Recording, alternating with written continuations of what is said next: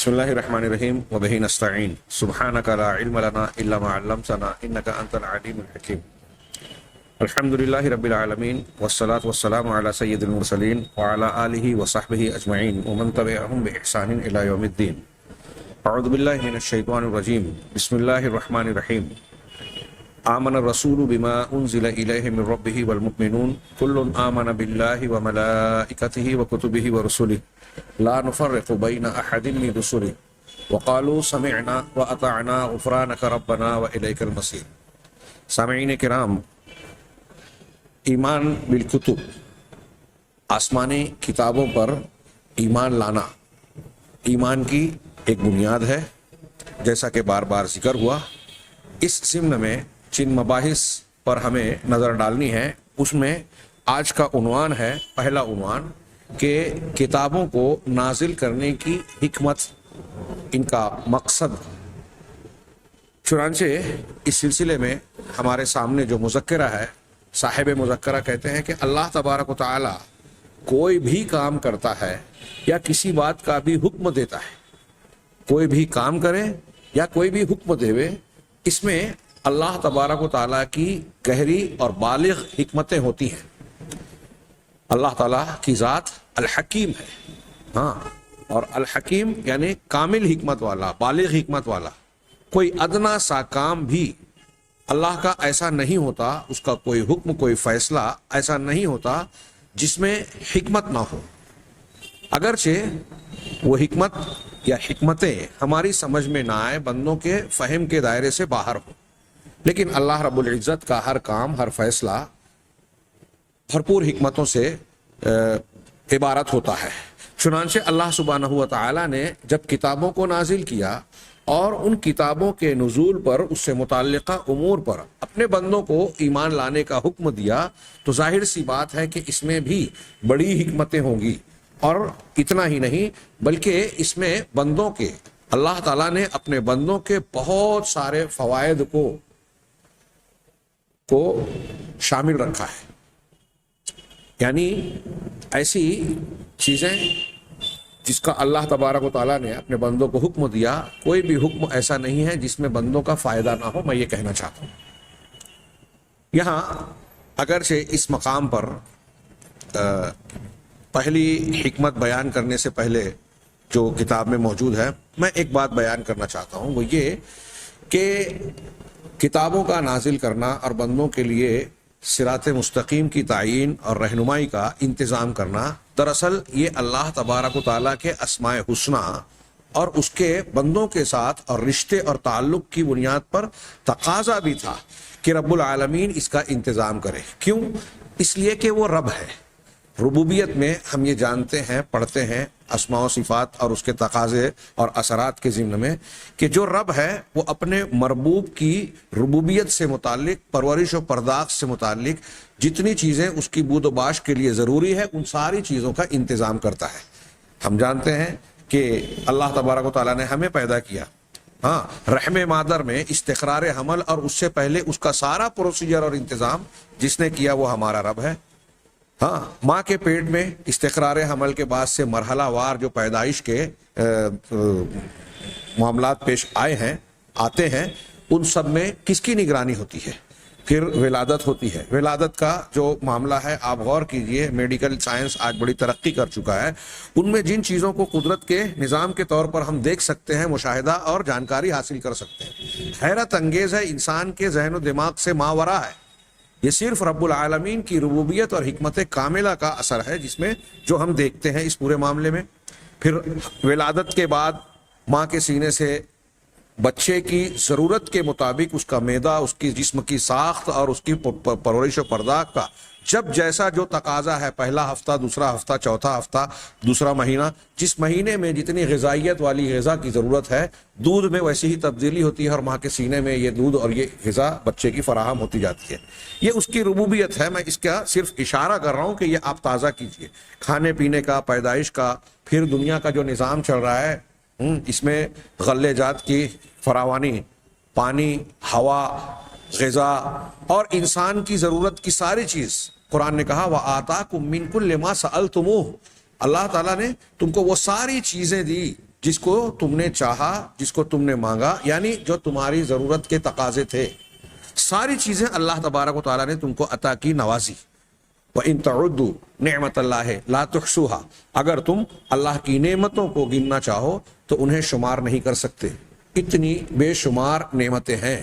اب یہ مادی طور پر جس رب العالمین نے ہمارے جسم کے بڑھنے، اس کی ضروریات کو پورا کرنے کا ہر انتظام اہتمام کیا، ہر ضرورت کو پورا کیا، اسی رب العالمین کی ربوبیت کا، اس کے لطف کرم کا، اس کے کریم ہونے کا، اس کے رحیم ہونے کا، اس کے رحمان ہونے کا، اور دیگر اسماء حسنہ کے تقاضے یہ ہیں کہ اپنے بندوں کے لیے صراط مستقیم کی رہنمائی کا بھرپور انتظام کرے، اور اسی ربوبیت کے چلتے، اسی ربوبیت کے تقاضے کے مطابق اللہ تبارک و تعالیٰ نے رسولوں کو بھیجا، اسی ربوبیت کے تقاضے کے مطابق اللہ تعالیٰ نے کتابوں کو نازل کیا۔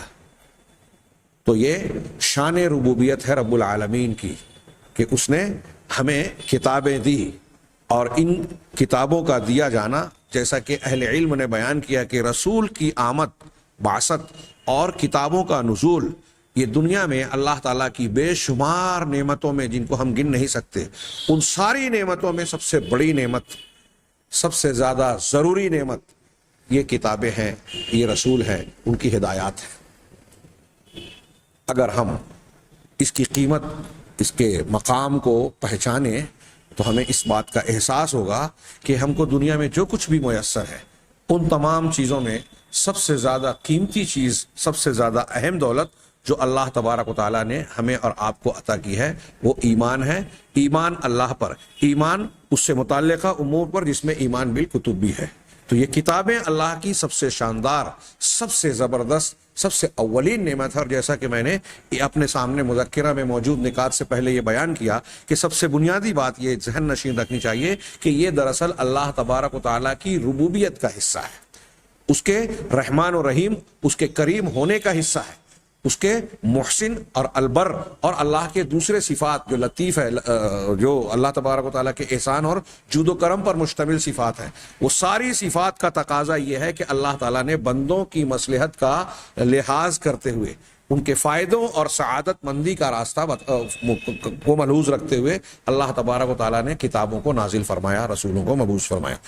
اللہ تبارک و تعالیٰ، اب یہاں آگے ہم بڑھتے ہیں کہ ان کتابوں کے نازل کرنے کی حکمت کیا ہے۔ تو ہمارے سامنے جو مذکرہ ہے، اس میں تین بنیادی طور سے تین حکمتوں کا ذکر کیا گیا ہے۔ ایک تو خود اللہ تبارک و تعالیٰ کی جانب سے مرسل یا منزل، جو نازل کرنے والا ہے، اس کے پہلو کے اعتبار سے کچھ حکمتیں ہیں، کچھ حکمتیں جن کی طرف بھیجا جا رہا ہے، یعنی مرسل الیہم، مخلوق اور بندوں کی سے تعلق رکھنے والی حکمتیں ہیں۔ کچھ حکمتیں ایسی ہیں جن کا تعلق ان لوگوں سے ہے جن پر اس قرآن کو یا کتاب کو نازل کیا گیا، یعنی رسولوں کی صداقت سے متعلق۔ ہم تھوڑی تھوڑی تفصیل پڑھیں گے، اگر ان کی جزیات میں جائیں تو اللہ تبارک و تعالیٰ کی یہ حکمتیں پہلو در پہلو اور متعدد گوشوں میں پھیل سکتی ہیں۔ پہلی حکمت جو انہوں نے بیان کی کہ اللہ سبحانہ و تعالیٰ نے کئی آیتوں میں، اپنے کلام کی کئی آیتوں میں ایک عام حکمت بیان کی کہ کیوں اللہ تعالیٰ نے قرآن کو یا کتابوں کو نازل کیا اور رسولوں کو مبعوث کیا۔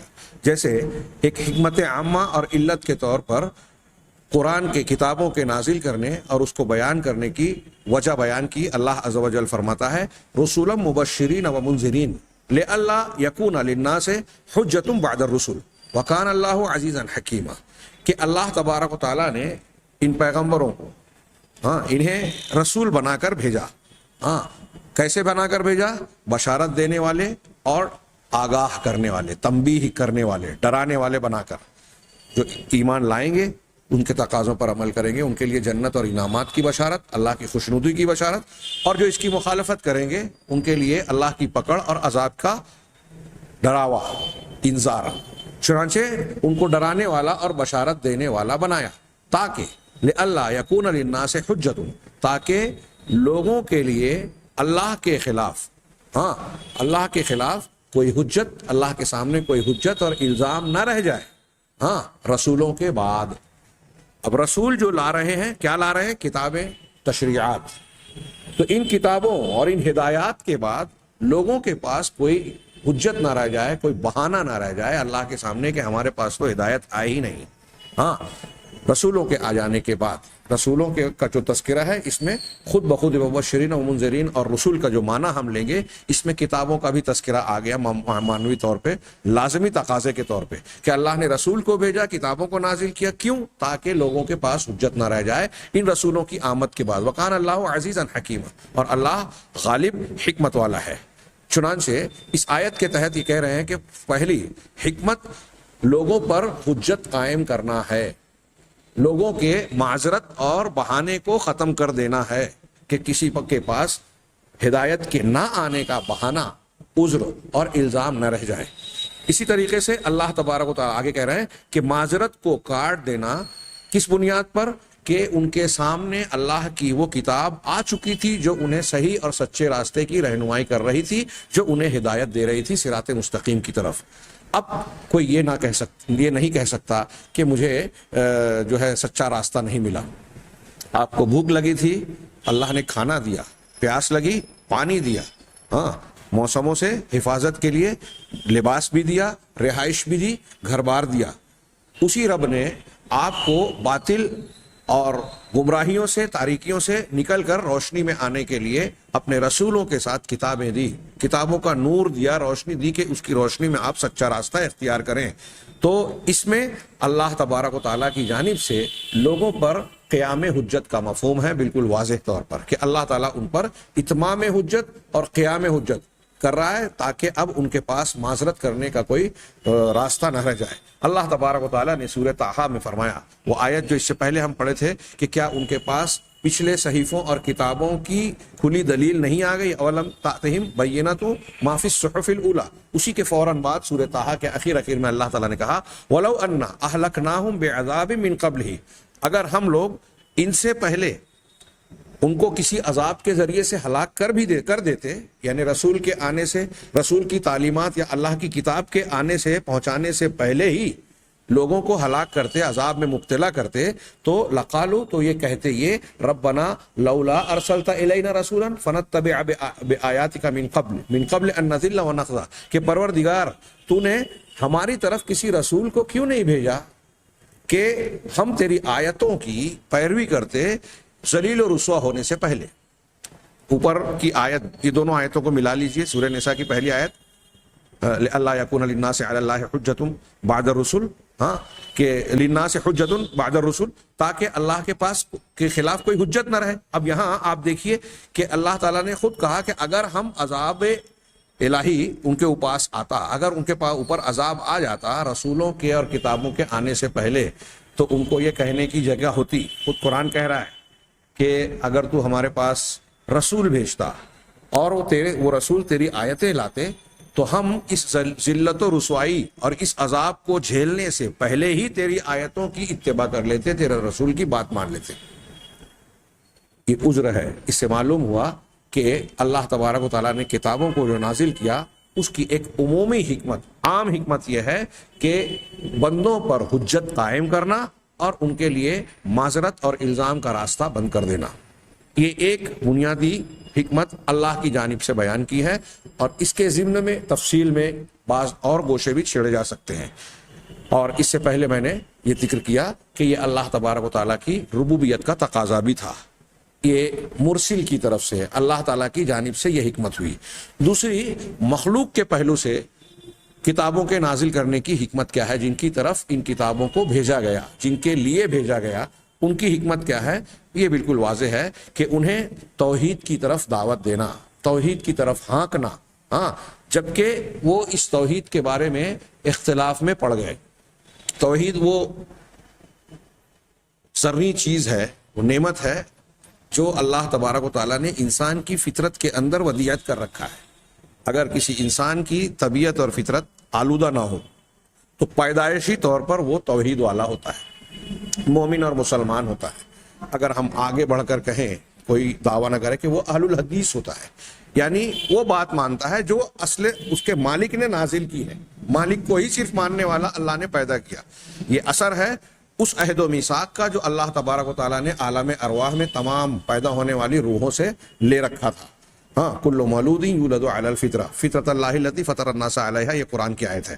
تو اللہ تبارک و تعالیٰ نے اس توحید پر پیدا کیا. اور اس سے پہلے یہ بات گزری کہ حضرت آدم علیہ السلام جو اس دنیا کے پہلے انسان اور پیغمبر بھی ہیں، ان سے لے کر نوح علیہ السلام تک جو روایات کے مطابق حضرت ابن عباس رضی اللہ تعالیٰ عنہ اور دیگر لوگوں کے اقوال کے مطابق جن کے درمیان 10 پشتیں یا 10 نسلیں تھیں، ان کے اندر شرک نہیں تھا.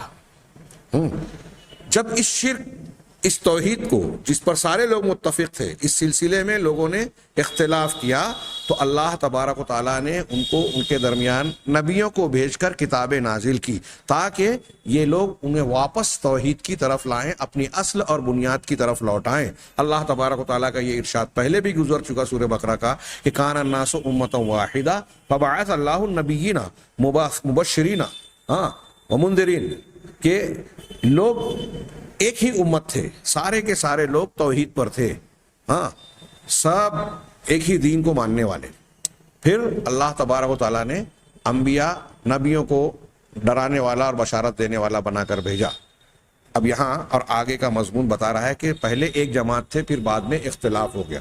پہلے سب توحید پر تھے، اب توحید سے کچھ لوگ برگشتہ اور منحرف ہو گئے. قوم نوح میں پہلا شرک پیدا ہوا. اب اللہ نے نبیوں کو اتارا، فَأَنزَلَ اللَّهُ الْكُتُبَ، اور اللہ تبارک و تعالیٰ نے کتابوں کو نازل کیا. لِتُبَيِّنَ، آیت کیا ہے؟ فَبَعَثَ اللَّهُ نَبِيِّينَ مُبَشِّرِينَ وَأَنزَلَ مَعَهُمُ الْكِتَابَ بِالْحَقِّ لِيَحْكُمَ بَيْنَ النَّاسِ فِيمَا اخْتَلَفُوا فِيهِ. تو اللہ تبارک و تعالیٰ نے ان کے ساتھ کتابیں نازل کی نبیوں کو بھیج کر حق کے ساتھ، تاکہ وہ لوگوں کے آپس میں اختلاف کیے ہوئے مسئلے کے سلسلے میں فیصلہ کریں. یعنی جو توحید سے الگ ہو گئے اور جو توحید پر ہیں ان کے درمیان فیصلہ کریں. یعنی لوگ توحید پر تھے، پھر اختلاف کیا، تب اللہ تعالیٰ نے کتابوں کو نازل کیا تاکہ ان کے درمیان توحید کے سلسلے میں جو اختلاف واقع ہوا ہے، اس کتاب کے ذریعے سے اس اختلاف کا فیصلہ ہو جائے اور لوگ واپس توحید کی طرف لوٹ آئیں. یہ اس مقصد کے تحت اللہ نے کتابوں کو نازل کیا. اسی طریقے سے یہ ایک حکمت ہوا. ایک حکمت ہوئی کہ ان کو اصل بنیاد اور مقصد زندگی کی طرف لوٹایا جائے، اس کی تعلیم دی جائے. دوسری حکمت جو لوگوں کے ساتھ تعلق رکھتی ہے وہ یہ کہ یہ کتابیں مومنین کو جو کہ توحید پر قائم ہیں، اہل ایمان جو توحید والے ہیں، ان کو اس بات کی رہنمائی کرتی ہے، تعلیم دیتی ہے، ان کو تلقین کرتی ہے کہ وہ انصاف کو قائم کریں، اور یہ بھی بتاتی ہے کہ انصاف کیسے قائم ہو. اور لوگوں کے درمیان جو اللہ تبارک و تعالیٰ کے بیان کردہ اصول و ضابطے ہیں، متعینہ حقوق ہیں، ان کو انجام دینے کے لیے اللہ کے احکامات پر عمل کریں جو ان میں تعلیمات ہیں، اوامر و نواہی ہیں، اس کی روشنی میں. یہاں میں تھوڑی سی وضاحت کرنا چاہوں گا جس کو بعض لوگ غیر مسلموں کو دعوت دینے کے سلسلے میں یا نبوت اور کتابوں کی ضرورت کے سلسلے میں عقلی دلیل کے طور پر پیش کرتے ہیں.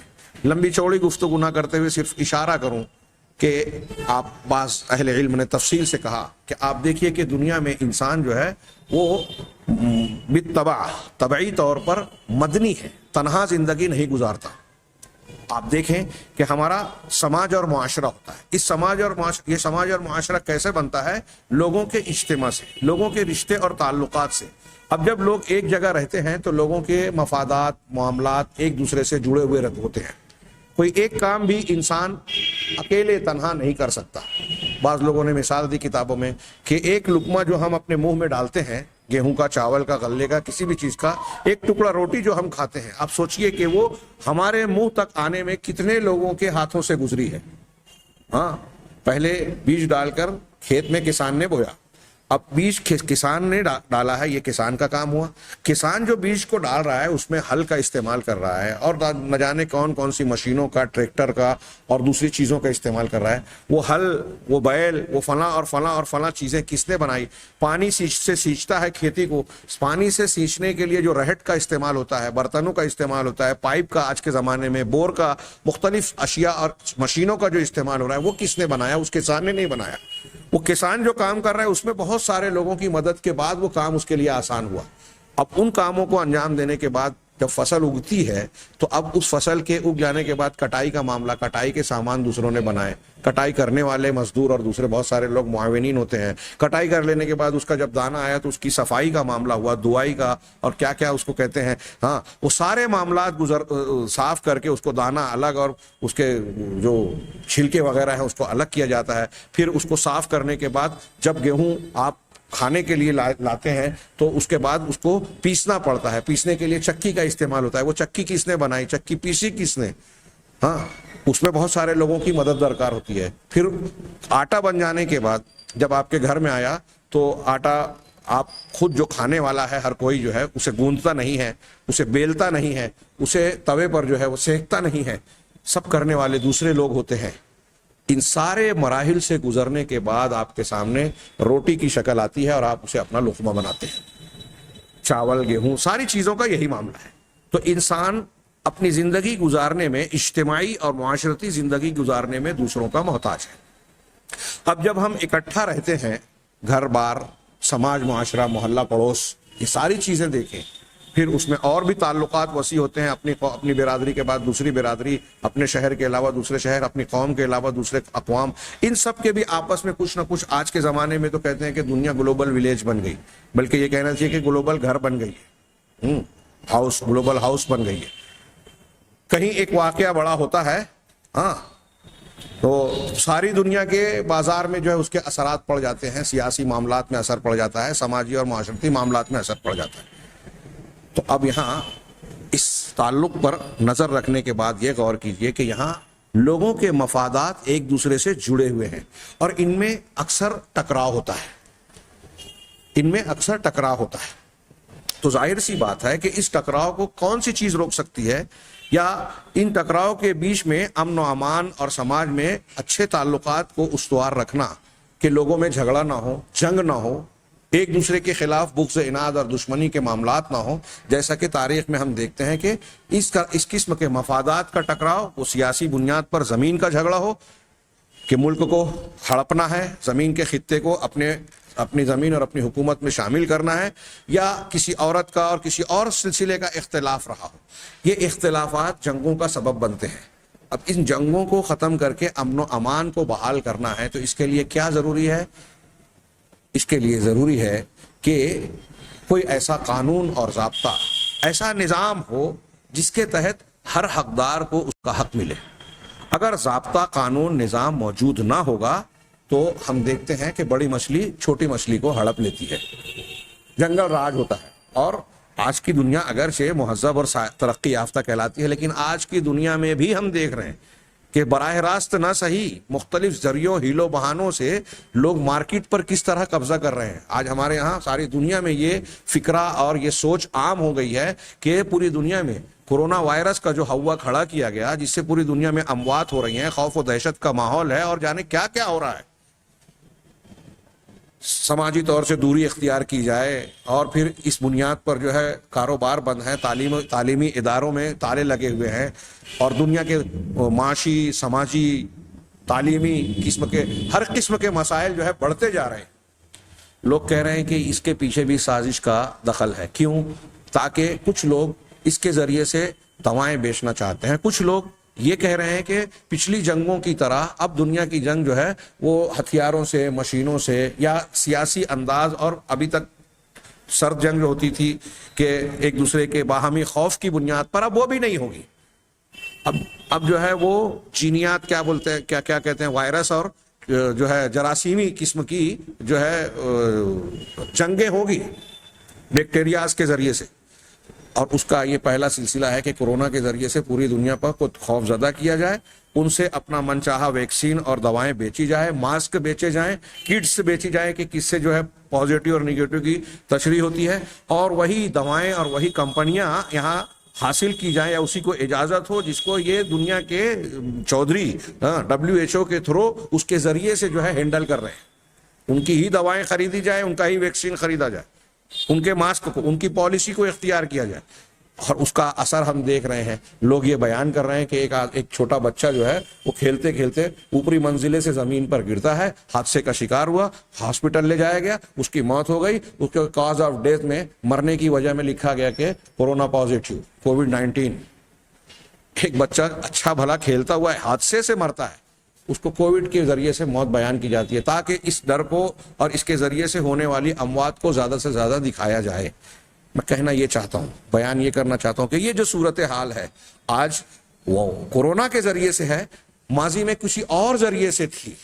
یہ باہمی ٹکراؤ سے ہوتی ہے. یہ ٹکراؤ اور ہر شخص کو اس کے قابو میں رکھنا, یہ جن لوگوں کو یہ جرت حاصل ہوئی ہے کہ وہ قانون کے ساتھ دنیا کے لوگوں کی جانوں کے ساتھ کھیلیں.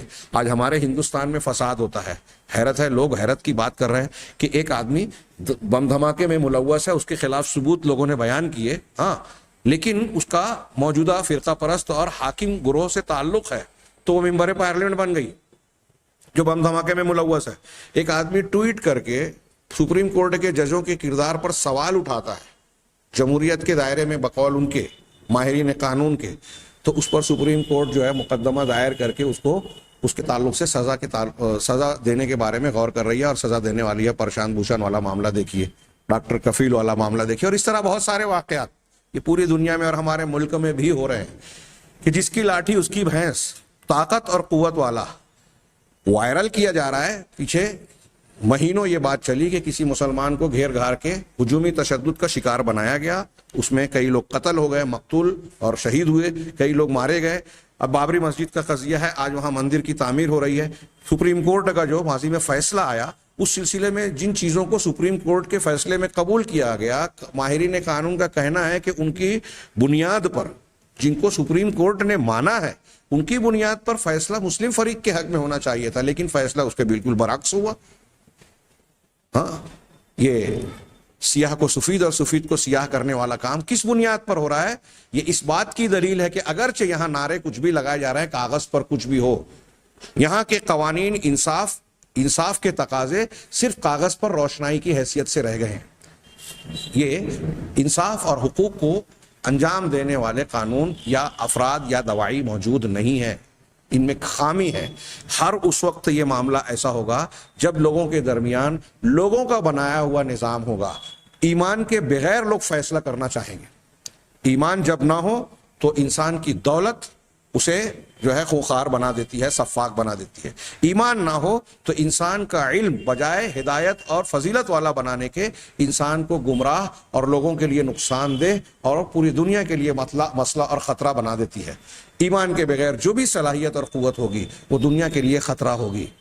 تو یہ ایمان ہے, اور اس ایمان کے تناظر میں ہمیں اللہ تبارک و تعالیٰ نے کتابیں اور رسولوں کے ذریعے سے وہ پیغام, وہ نظام دیا جس سے ہر حقدار کا حق پہچانا جائے. یہاں ایسا نہ ہو کہ بڑی مچھلی چھوٹی مچھلی کو کھا جائے, نگل لے, بلکہ سیدنا ابوبکر صدیق کے وہ جملے آج کے دنیا کے سیاست دانوں کو اور دنیا کے چودھریوں کو یاد رکھنا چاہیے. خلیفہ بنتے ہوئے پہلے خطاب میں جو انہوں نے ایک جملہ کہا تھا, یہ جملہ میں اکثر کہا کرتا ہوں کہ جو سیکھ لے گا وہ دنیا کا آج کا سیاست داں بن جائے گا. انہوں نے کہا تھا کہ تم میں سے جو شخص کمزور ہے وہ میرے نزدیک طاقتور ہے جب تک کہ اس کو اس کا حق دلا نہ دو. جو کمزور ہے وہ طاقتور ہے حکومت کے نظر میں جب تک کہ حق نہ دلا دیا جائے. لیکن آج حکومتیں بل گیٹس اور دولت والوں کے ہاتھوں میں کٹ پتلی بنی ہوئی ہے. سیدنا ابوبکر صدیق نے بتایا کہ حکومت محافظ ہے کمزوروں کے حقوق کی, تو تم میں سے جو کمزور ہے وہ میرے نزدیک طاقتور ہے جب تک کہ اسے اس کا حق نہ دلا دو, اور تم میں جو طاقتور ہے وہ میرے نزدیک انتہائی کمزور ہے جب تک کہ میں اس پر عائد ہونے والے حق کو لے نہ لوں. تو اگر اللہ کا قانون نہیں ہے یا دنیا میں حقیقی طور پر انصاف اور قانون کا معاملہ نہ ہو, تو یہی ہوگا کہ لوگوں میں مفادات کا ٹکراؤ ہوگا, جنگیں ہوں گی, لڑائیاں ہوں گی, اور طاقتور کمزور کو جو ہے اپنا نوالا بنائے گا. چھوٹی بڑی مچھلی والے جو میں مثال دے رہا ہوں, جس کی لاٹھی اس کی بھینس والی جو مثال دے رہا ہوں. اب ظاہر سی بات ہے کہ ہر حقدار کو حق دینے اور انصاف کو قائم رکھنے کے لیے ایک ایسے جامع نظام کی ضرورت ہے جس میں ساری باتیں واضح ہو کہ کس کا کیا حق ہے اور کس طرح ان حقوق کی ادائیگی کا نظام قائم ہو. تو اس سلسلے میں آپ غور کریں کہ دنیا میں کوئی کتنا بھی ذہین انسان ہو جائے یا ذہین اور دانشور لوگوں کی پوری جماعت بن جائے، انسانوں کی جماعت مل کر اگر کوئی ایسا قانون بنانے کی کوشش کرتی ہے تو بہت ذہین ہونے کے باوجود کیا وہ ہر زمانے کے تقاضوں کو سمجھ سکتے ہیں؟ آج کچھ دانشوران اکٹھا ہوتے ہیں، ہاں، تو ایک جگہ جمع ہوئے، اب جو جس ملک کا ہے یا اس کی جو معلومات ہے، ہر انسان اپنے علم اور اپنے گرد و پیش کا اسیر ہوتا ہے، غلام ہوتا ہے، اس کی معلومات، اس کی سوچ اور تصور اتنا ہی ہوتا ہے جتنا وہ دیکھتا ہے، جانتا ہے، جتنا اس نے تجربہ کیا ہے، گزرا ہے۔ اس سے آگے کا کوئی معاملہ ہو، جیسے آج ہم بہت ساری چیزیں ایسی دیکھ رہے ہیں کہ 100 سال 150 سال پہلے کے انسان ان کے بارے میں، ان چیزوں کے بارے میں سوچ بھی نہیں سکتے تھے، تو ان کے ماحول میں آج کی بہت ساری چیزیں ناممکن تھی، ان کا ذہن و دماغ یہاں تک پہنچ ہی نہیں سکتا تھا۔ تو ظاہر سی بات ہے کہ اس زمانے کے اگر کسی انسان نے قوانین بنائے ہوں گے تو وہ آج کے گلوبل ولیج اور گلوبل ہاؤس والے دور میں کیا وہ چل سکتے ہیں؟ ظاہر سی بات ہے کہ نہیں۔ تو معلوم یہ ہوا کہ دنیا کا کتنا بھی دانشور انسان ہو یا انسانوں کی جماعت ہو، وہ ایسے کسی ہماگیر شامل قانون اور نظام کو بنانے سے قاصر اور عاجز ہیں جو اولاً تو ہر حقدار کو حق ادا کرے، دوم یہ کہ ہر علاقے اور ہر زمانے کے اعتبار سے لائق ہو، بہتر ہو، ہر زمانے اور ہر علاقے کے لیے مفید ہو۔ ایسا کوئی نظام دنیا کے انسانوں کی کوئی بھی جماعت نہیں بنا سکتی، کیونکہ انسان کتنا بھی عالم ہو، کتنا بڑا دانشور ہو، اولاً سب سے پہلی بات انسان کی فطرت کے تمام تقاضوں کو وہ سمجھ نہیں سکتا۔ مرد کی فطرت کیا ہے، عورت کی فطرت کیا ہے، پھر رشتوں کے کہاں کیا اعتبار ہے۔ ہاں، اب جیسے وراثت کا حق ہے، شرعی اسلامی شریعہ میں دیکھیے، والدین کا ایک حق ہے، شوہر کا ایک حق ہے، بیوی کا ایک حق ہے، بیٹے کا ایک حق ہے، بیٹی کا ایک حق ہے۔ کچھ لوگوں کو لگتا ہے کہ یہ کمی بیشی ہے، نہیں۔ اللہ تعالیٰ نے کہا آباؤکم و ابناؤکم لا تدرون ایہم اقرب الیکم نفعا، یہ تمہارے باپ دادا ہیں، تمہارے بیٹے بندو ہیں، تم نہیں جانتے کہ اس میں سے نفع کے اعتبار سے زیادہ قریب تمہارے کون ہیں۔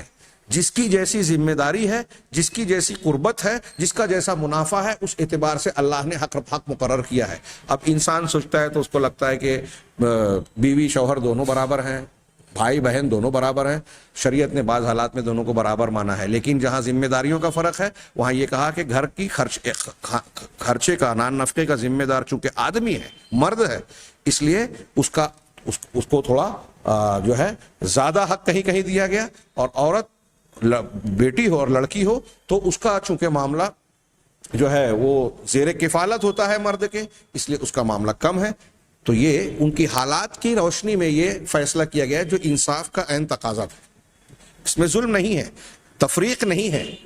تو اللہ تبارک و تعالیٰ فطرت کے تقاضوں کو، معاملات کو اور مختلف قسم کے پہلوؤں کو بخوبی جانتا ہے۔ اس سے کوئی بھی زندگی کا کوئی بھی پہلو، وہ چاہے انسان کے اندر کا پہلو ہو، فطری اعتبار سے، ضروریات کے اعتبار سے، رشتہ و تعلق کے اعتبار سے معاملات ہوں، یا پھر مختلف زمانوں کا معاملہ ہو، آج سے 1000 سال 2000 سال اور اس سے زیادہ پہلے ہو، یا آنے والے 100 سال 200 سال 400 سال 500 سال بعد یا قیامت تک کے معاملات ہوں، اللہ تبارک و تعالیٰ کی ذات ہی صرف ایسی ذات ہے، وہ ساری باتوں کا علم رکھتی ہے۔ دنیا کا کوئی انسان ان تمام چیزوں کو گھیرنے والا ہو ہی نہیں سکتا، اس لیے ایسا قانون کوئی انسان بنا ہی نہیں سکتا جو ہر زمانے کے لائق ہو، ہر زمانے میں مفید ہو، ہر علاقے، امریکہ کے رہنے والے ہوں، ہندوستان کے رہنے والے ہوں، فلپائن، سری لنکا اور افریقی ممالک کے رہنے والے ہوں، دیہات کے ہوں، شہر کے ہوں، جنگل میں رہنے والے ہوں، بستی میں رہنے والے ہوں، سب لوگوں کے لیے فائدہ مند ہو، ایسا کوئی قانون انسان نہیں بنا سکتا۔ یہی وجہ ہے کہ انسانوں نے جتنے بھی آج انسان جن قوانین پر فخر کرتا ہے، سیکولرزم، سوشلزم، فنائزم، ڈھمائزم، ہاں، ابھی ہمارے یہاں کی حکومت جو ہے فیصلہ کر رہی ہے گول آل کر کے فلسفے پہ کہ لوگ غریب ہو جائیں اور چند لوگ امیر رہیں تو حکومت ہمیشہ ہاتھ میں رہے گی۔ اس کی وجہ سے لوگوں کو کتنی تکلیفوں کا سامنا کرنا پڑ رہا ہے، مہنگائی سے جونج رہے ہیں، لوگ مر رہے ہیں، ہاں، بے روزگاری، فاقہ کشی بڑھتی جا رہی ہے، اور اہل اقتدار کی پیشانی پر بل نہیں آتا۔ یہ سفاکیت، سود خوری کا یہ مزاج، مفاد پرستی کا یہ ماحول، اور نہ مٹنے والی اقتدار اور پیسے کی یہ بھوک، اس نے دنیا میں جو ہے لاقانونیت اور لوگوں پر ظلم و زیادتی کو پوری طریقے سے جو ہے جوان کر رکھا ہے۔ ان کا خاتمہ کیسے ممکن ہے؟ ان کا خاتمہ ممکن ہے فطری قانون کے نفاذ سے، انصاف کی بحالی سے ہر حقدار کو اس کا حق دیا جائے تو دہشت گردی ختم ہو جائے گی، ہر حقدار کو اس کا حق ملے تو بے چینی اور ایک دوسرے سے انتقام لینے کا جذبہ ختم ہو جائے گا۔ یہ سارا فلسفہ، ساری حکمتیں صرف اسی ذات کے بنائے ہوئے قانون میں آ سکتی ہے جو ارحم الراحمین ہونے کے ساتھ ساتھ احکم الحاکمین بھی ہے، بندوں پر انتہائی رحم کرنے والا مہربان بھی ہو کہ ہر ایک کی ضروریات کی بھی پوری کرے، اور لوگوں کے اندر حکم اور فیصلے کے سلسلے میں انتہا درجے کا انصاف کرنے والا بھی ہو، احکم الحاکمین، سب سے بہترین فیصلہ کرنے والا۔ اسی لیے اللہ تبارک و تعالیٰ نے اپنے ان سب سے بہترین فیصلوں کو اور لوگوں کے درمیان ان کے فائدوں پر مشتمل، ہر حقدار کو حق دینے والا، ہر علاقے اور ہر زمانے کے لیے یکساں طور پر مفید قانون کی شکل میں اپنی کتابوں کو نازل کیا اپنے انبیاء کے اوپر۔ یہ بندوں کے فائدے کے اعتبار سے آپ غور کیجئے، انہوں نے صرف 2 لائن میں اس بات کا تذکرہ کیا، میں نے ضروری محسوس کیا کہ اس کی تھوڑی سی وضاحت کی جائے۔ چنانچہ انہوں نے یہ بیان کیا کہ اللہ تبارک و تعالیٰ کی بندوں ہی سے متعلق کتابوں کے نازل کرنے کی ایک حکمت یہ ہے کہ جو لوگ توحید کو مانتے بھی ہیں وہ اس کتاب اور اس میں مشتمل تعلیمات، اوامر و نواہی کی روشنی میں انصاف کو قائم کریں، ہر حقدار کو اس کا حق دیں، ظلم سے محفوظ رہیں۔ اللہ تبارک و تعالیٰ نے کتابوں کو جو نازل کیا ہے، اس کا ذکر قرآن مجید میں کیا، فرمایا کہ لقد ارسلنا رسولنا بالبینات، ہم نے اپنے رسولوں کو واضح دلائل کے ساتھ بھیجا، وانزلنا معہم الکتاب والمیزان، اور ان کے ساتھ الکتاب اور المیزان، انصاف قائم کرنے والا آلہ ہم نے ان کو دے کر بھیجا، وہ ان کی تعلیمات ہیں، ان کا کردار ہے۔ لیقوم الناس، اس کی وجہ بتائی یہاں علت اس آیت میں بتائی سورہ حدید کی، تاکہ لوگ انصاف کو قائم کریں۔ اس سے پتہ یہ چلا کہ انسان کی زندگی میں اللہ تعالیٰ کے احکامات کی تعمیل کرنے میں، اللہ کی کتاب پر ایمان لانے اور اس ایمان کے تقاضے کو پورا کرنے میں دنیا کے اندر انصاف قائم ہوتا ہے۔ کاش یہ دنیا آج سمجھ جاتی تو آج ہر طرف جو بدامنی پھیلی ہوئی ہے، دہشت گردی کا ماحول ہے، جنگوں کے سائے ہیں، ایک دوسرے کے خلاف دشمنیاں ہیں، حملے ہیں، امن کی پامالی ہے، جنگ اور خوف کا ماحول ہے، یہ ساری چیزیں دور ہوگی اللہ کے قانون پر کو اختیار کرنے میں، اللہ کی کتاب کو ماننے میں، اللہ کے انبیاء کی پیروی کرنے میں۔ کاش دنیا یہ سمجھتی، لیکن دنیا کیسے سمجھے گی؟ دنیا کو سمجھنے سے پہلے ضروری ہے کہ ان کتاب کو ماننے والے پہلے ایمان بالکتب کا صحیح معنی سمجھیں اور اپنی زندگی میں الکتاب کو نافذ کریں۔ دنیا میں انصاف قائم کرنے والے پہلے اپنے گھروں میں، اپنے اداروں میں انصاف قائم کریں۔ ہم آج مسلمانوں کے بیچ دیکھتے ہیں کہ انصاف نہیں ہے، گھر گھر میں ظلم زیادتی کی شکایت ہے، جماعتوں میں شکایت ہے، اداروں میں شکایت ہے، جہاں دین پڑھایا سکھایا جاتا ہے اس کے ذمہ داران جو دین کے نام پر جو ہے تجارت کر رہے ہیں، ان کے یہاں ظلم زیادتی کا دورہ ہے اور انہیں اللہ کا خوف نہیں ہے، اللہ کے خوف کے نام پر اللہ کی مخالفت کرتے ہیں، اللہ کے احکامات کی۔ یہ کھلا ہم کو آج ایسی کتنی مثالیں، میں کسی ایک شخصیت، چند شخصیات کی طرف نہیں، ایک عمومی ماحول کی بات کر رہا ہوں۔ اور اللہ تعالیٰ نے قرآن میں یہ صاف ارشاد فرمایا ہے، کذالک نولی بعض الظالمین بعضا بما کانوا یکسبون، کہ اسی طرح ہم بعض ظالموں کو بعض ظالموں پر مسلط کرتے ہیں ان کے کرتوتوں کے بدلے میں۔ تو ہم اپنے سے چھوٹوں پر ظلم کریں گے، اللہ تعالیٰ کا یہ ارشاد اور ایسے بہت سارے آیات اور احادیث کہتی ہیں اللہ ہم سے بڑا ظالم مسلط کر دے گا۔ ہم جتنا ظلم کر کے دوسروں کا حق چھین رہے ہیں، مار رہے ہیں، وہ ہمارے اوپر جو مسلط ظالم ہے وہ اس سے زیادہ ہمارا حق چھینیں گے، ظلم کریں گے۔ یہ اللہ کا قانون ہے۔ تو اگر ہم انصاف قائم کرنا چاہتے ہیں تو اس کا راستہ خود قرآن نے بتایا، اللہ نے بتایا کہ اللہ نے رسول کو بھیجا، کتاب کو اتارا، کس لیے؟ تاکہ لوگ انصاف قائم کرنے والے بنے۔ اب انصاف کا قائم کرنا کتنی لمبی چوڑی تفصیل اپنے اندر رکھتا ہے کہ ہر حقدار کو حق دیا جائے وغیرہ وغیرہ۔ تو دوسری یہ حکمت جو ہے بندوں سے متعلق ہے۔ اب اس کا حاصل کیا ہوا؟ تاکہ اس قرآن کی آیت کا حاصل یہ ہے تاکہ انسان جو ہے، لوگ جو ہے سماج اور معاشرے میں عدل و انصاف کے ساتھ زندگی گزاریں اور صراط مستقیم پر گامزن رہیں، اپنے آپس کے معاملات میں کوئی کسی کا حق نہ ہڑپے، کوئی کسی کے ساتھ ظلم زیادتی نہ کرے، سلوک، آداب اور توحید، ہر معاملے میں وہ سچائی کے اور راستے پر اور سیدھے راستے پر قائم رہیں اور ہر حقدار کو اس کا حق ادا کریں۔ یہ بات اچھی طرح ذہن نشین رہنا چاہیے۔ جو تفصیل میں نے بیان کی اسے ایک جملے میں نے اور یہاں لکھا ہے کہ لوگ چاہے کتنے بڑے بھی عقل مند ہوں اور سارے کے سارے اکٹھا ہو جائیں، وہ کبھی بھی اس بات کی طاقت نہیں رکھتے کہ ایسے ہماگیر نظام کو مرتب کریں، تشکیل دیویں جو ہر حقدار کو اس کا حق دیوے اور ہر زمانے اور ہر علاقے کے لیے یکساں طور پر مفید ہو۔ لوگ ایسا نہیں کر سکتے۔ یہ صرف اس ذات کا کام ہے جو تمام انسانوں کا پیدا کرنے والا، ان کی فطرتوں کو جاننے والا، ماضی اور حال کا علم رکھنے والا رب ہے، احکم الحاکمین ارحم الراحمین، اور اس نے اس ضرورت کو پورا کرنے کے لیے کتابیں اتاری ہیں۔ اس کی اہمیت کو سمجھیں اور یہ سمجھ کر ہمارا فریضہ ہے کہ ہم دنیا کے لوگوں کو یہ بات بتائیں کہ جس رب نے ہم کو کھانا پینا دوا جینے کا سارا سامان دیا ہے، اسی رب نے یہ کتابیں بھی دی ہے، اگر اس کو اختیار کر لو تو دنیا کے مسائل حل ہو جائیں گے۔ اگلی تیسری حکمت جو آخری حکمت کے طور پر انہوں نے بنیادی طور سے بیان کی ہے کہ وہ حکمت جو کہ بھیجے گئے رسولوں سے تعلق رکھنے والی ہے، جن پر کہ کتابوں کو اللہ تعالیٰ نے نازل کیا، اور وہ کیا ہے؟ وہ ہے رسولوں کی تائید، رسولوں کی تائید، اور اللہ عز و جل کی جانب سے اس بات کا اظہار، اعلان کہ یہ جن کو اللہ تبارک و تعالیٰ نے مبعوث کیا ہے لوگوں میں اپنا نمائندہ بنا کر، اپنا پیغامبر بنا کر، یہ برحق ہے، یہ واقعی میں اللہ تعالیٰ کے رسول ہے۔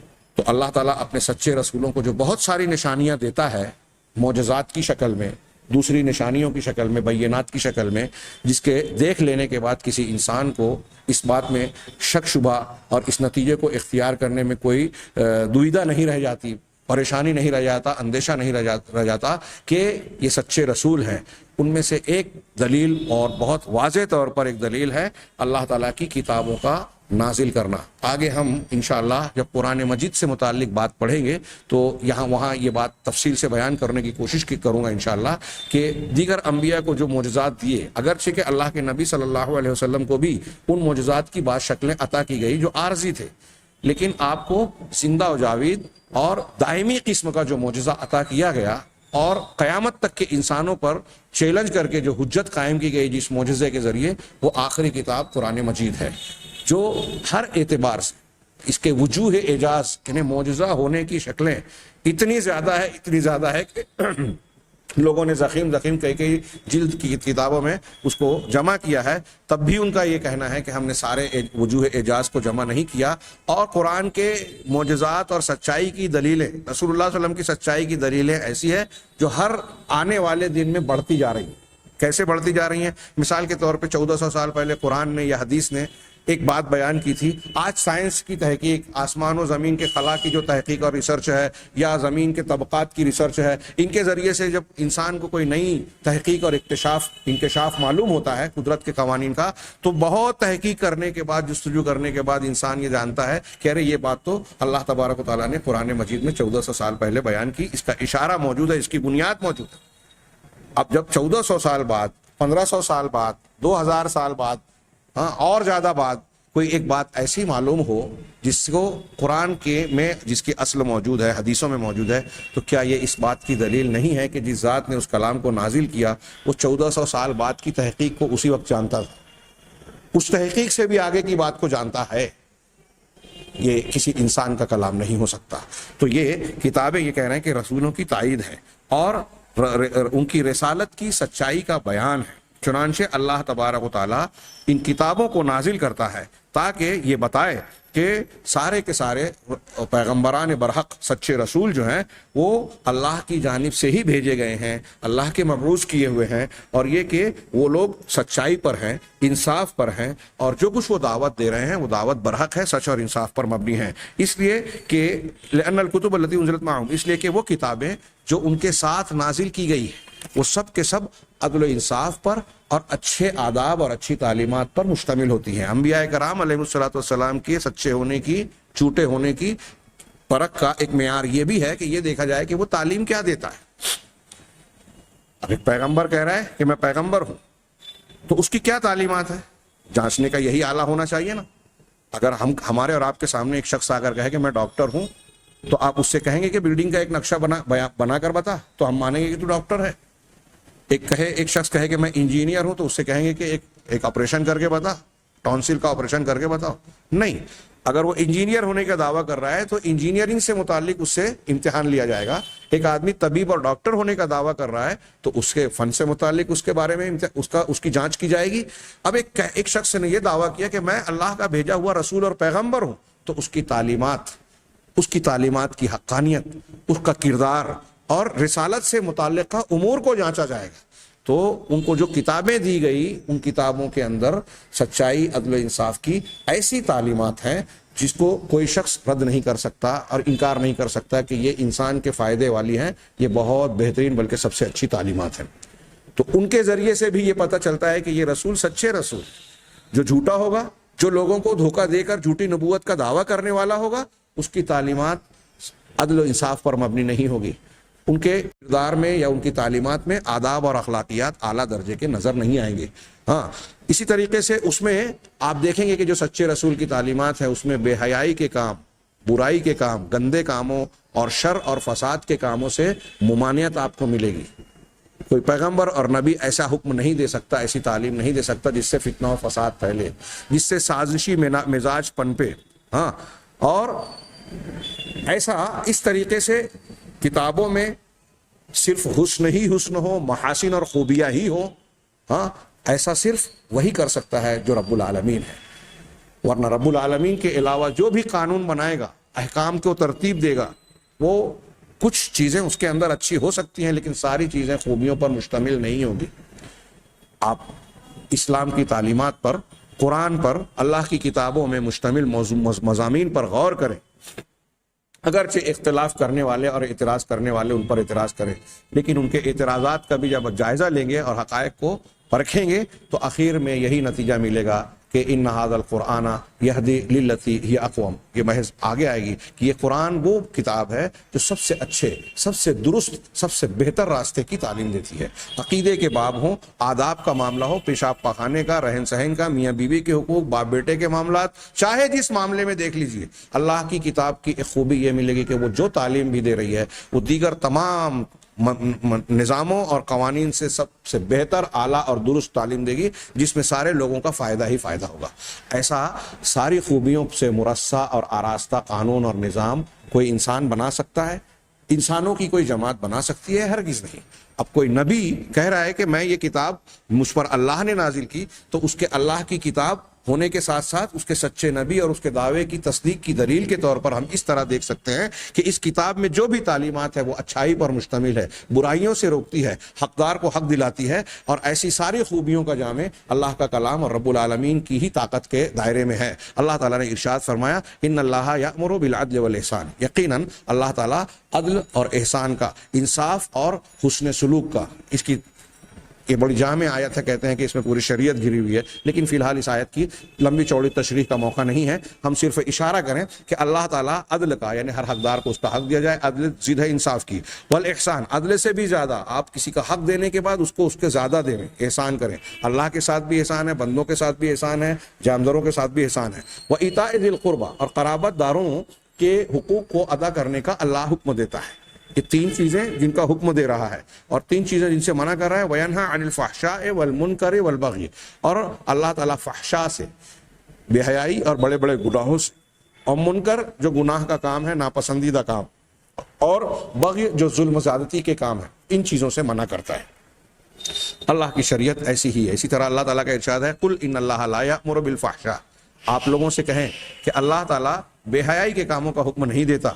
یہ اللہ کی شان نہیں ہو سکتی کہ وہ کوئی گندے اور برے کام کا حکم دے. اتقولون علی اللہ ما لا تعلمون, کیا تم اللہ سے وہ بات, اللہ پر وہ بات باندھتے ہو, کہتے ہو جو تم جانتے نہیں ہیں. ننگے رہ کر طواف کرنا یا اس قسم کی کسی بات کا حکم اللہ تعالیٰ نے نہیں دیا. اللہ فحشاء اور بے حیائی کا حکم نہیں دیتا. اسی طرح اللہ تعالیٰ نے یہ بھی ارشاد فرمایا فَإِن كَذَّبُوكَ فَقَدْ كُذِّبَ رُسُلٌ مِّن قَبْلِكَ, اگر یہ آپ کو جھٹلاتے ہیں تو آپ سے پہلے بھی رسولوں کو جھٹلایا گیا. جاءوا بالبینات والزبر والکتاب المنیر, جو کہ کتاب, جو کہ کھلی دلیلوں اور نوشتوں اور کتاب منیر کے ساتھ آئے، یعنی رسول جو کتابیں لاتے ہیں وہ روشنی والی ہوتی ہے، واضح دلائل ہوتے ہیں، ہاں، اور ایسی چیزیں ہوتی ہے جس کے سچے اچھے ہونے کے کوئی شک شبہ نہیں ہوتا، یعنی وہ ایسی دلیلیں لے کر آئے، اس آیت کی تشریح کرتے ہوئے کہتے ہیں، جو ان کی رسالت کی سچائی پر دلالت کرتی ہیں اور اس بات پر دلالت کرتی ہیں کہ یہ اللہ کی جانب سے ہے۔ وَهَذَا الْكِتَابُ تَدُلُّ، اور یہ کتاب ان کے سچائی اور ان کی رسالت کے برحق ہونے پر دلالت کرتی ہے۔ وَإِن يُكَذِّبُوكَ فَقَدْ كَذَّبَ الَّذِينَ مِن قَبْلِهِمْ جَاءَتْ رُسُلُهُم بِالْبَيِّنَاتِ وَبِالزُّبُرِ وَالْكِتَابِ الْمُنِيرِ، اگر آپ کو یہ لوگ جھٹلا رہے ہیں تو آپ سے پہلے کے لوگوں کو بھی انہوں نے جھٹلایا۔ یہ سورہ فاطر کی آیت ہے، اس سے پہلی آیت سورہ آل عمران کی تھی، سورہ آل عمران کی تھی۔ ہاں، ان کے رسول ان کے پاس آئے بینات لے کر، زبر لے کر اور کتاب منیر لے کر۔ یہ چند باتیں انہوں نے رسولوں سے متعلق حکمت کے روشنی میں بیان کی، لیکن یہ اس بحث کا ہر پہلو اس میں نہیں سمٹا ہے، بنیادی طور سے اسے بیان کیا گیا ہے، اس کے کئی گوشوں پر ہم تفصیلی گفتگو کرتے ہیں۔ خلاصہ کلام کے طور پر یہاں انہوں نے کہا کہ حکمتیں، کتابوں کو نازل کرنے کی حکمتیں تین ہوئی۔ ایک حکمت عامہ ہے اور وہ ہے معذرت، کہ لوگوں کو معذرت کا موقع نہ رہے یا اللہ کی جانب سے سارے بندوں پر حجت قائم ہو، اور اس سے میں جوڑوں جو اس سے پہلے کے طور پر کہ یہ اللہ تبارک و تعالیٰ کی ربوبیت کا حصہ ہے۔ دوسری حکمت ہے جو مخلوق سے متعلق ہے، ہاں، اور وہ مخلوق سے متعلق حکمت کیا ہے؟ پہلی چیز تو یہ کہ ان کو اختلاف کے وقت توحید کی طرف پلٹایا جائے، دوسرا یہ کہ شریعت اور شرعی احکامات کی تطبیق اور اس کو نافذ کر کے بندے آپس میں انصاف کو قائم کریں، انصاف کے تقاضوں کو پورا کریں، ہاں۔ اور تیسرے نمبر پر جو حکمت بیان کی گئی وہ یہ کہ جو رسولوں سے متعلق حکمت ہے، اور وہ یہ ہے کہ ان کی تائید ہو اور ان کی سچائی کا بیان ہو۔ اب ان حکمتوں کے ذکر کے بعد اگلا موضوع جو انشاءاللہ ہم آئندہ درس میں پڑھیں گے کہ اللہ تعالیٰ نے قرآن مجید میں بار بار کہیں صورتوں کے آغاز میں، کہیں درمیان میں، کہیں آخر میں، کہیں مختلف مضامین کی روشنی میں ایک بات دہرائی ہے بار بار کہ یہ اللہ تعالیٰ نے اپنی طرف سے نازل کیا، ہاں، انزلہ من عندہ، ہاں، اللہ تعالیٰ کی جانب سے، تنزیل من حکیم حمید، یہ نازل شدہ ہے حکیم حمید کی جانب سے۔ بار بار اللہ نے یہ کیوں کہا کہ یہ قرآن یا کتاب یا اللہ کی کتابیں اللہ کے پاس سے آئی ہیں؟ اس میں کیا حکمتیں ہیں اور اس سے کیا ثابت ہوتا ہے؟ انشاءاللہ آئندہ درس میں ہم اسے جانیں گے۔ اللہ تعالیٰ سے دعا ہے کہ وہ ہمیں دین کی صحیح سمجھ عطا فرمائے اور صحیح طور سے عمل کرنے کی توفیق دے۔ وآخر دعوانا ان الحمد للہ رب العالمین۔